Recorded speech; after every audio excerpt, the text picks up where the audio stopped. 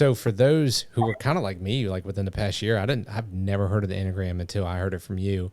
Give like a short understanding, like, hey, this is what people say it is, but really, this is kind of more of what it actually is. Yeah, and I did bring it up and not explain it. So it is a diagram with 9 points. It's a geometric figure of 9 points, numbered 1 through 9, and these all represent supposedly a type, a personality type of who you are, and you are supposed to discover which type you are. It used to be the Enneagram test didn't wasn't used at all. It was never used. I don't think it was used. I'm not sure it was even used in the New Age, because they said you really have to figure out which type you are. There's no test for it, but now we have tests for it. So you take a test, and then according to that number, then you read about that number, and that's supposed to help you understand yourself. And then you're related to two other numbers, plus you have a wing.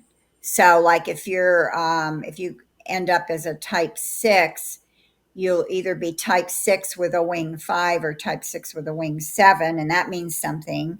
And then if your husband's a type 2, then that means something because you're a 6, and all this. And it's like astrology. It gets very complicated with all of this, meshing and interrelationships with the numbers. And so that is supposed to be a tool to give you insights into yourself and other people, but it has absolutely zero psychological validity. It has failed the psychometric test. And Dr. Jay Medenwald is a Christian psychologist who has done some, work on this. He's written articles, and he also has given talks. He gave a talk at a group of psychologists whose specialty is personality profiling.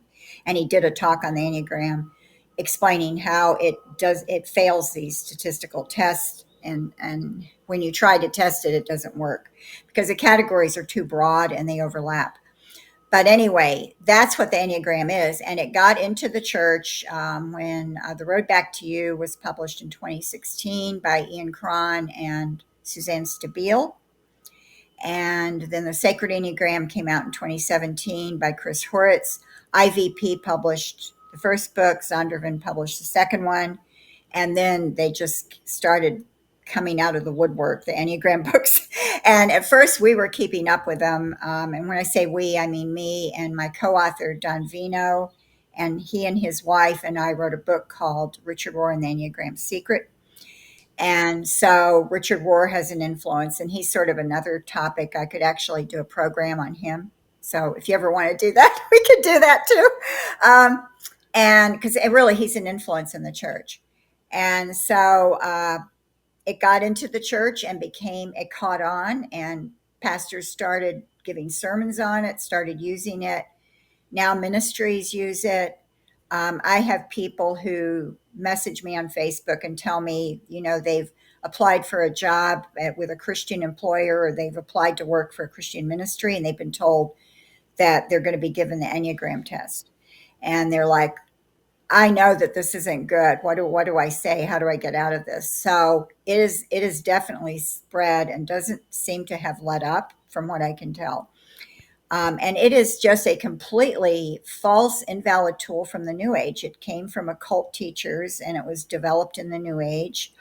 Part of it came from automatic writing from this guy who claimed that his higher authorities or his spirit guides gave him the information.